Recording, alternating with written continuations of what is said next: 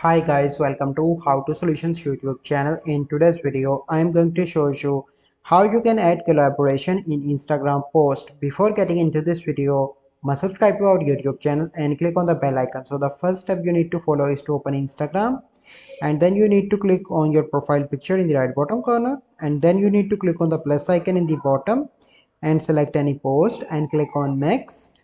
Click on next again, and then you need to click on tag people, and here you can see two options: add tag, invite collaborator. Click on invite, and now I'm going to invite one of my friend.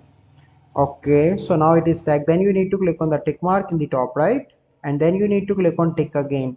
So once you click on that person will be added as a collaborator on my Instagram post. So this is the process by which you can collaborate on Instagram post.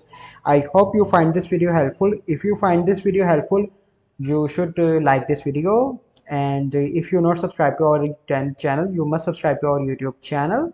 We'll see you in the next video. Have a good day.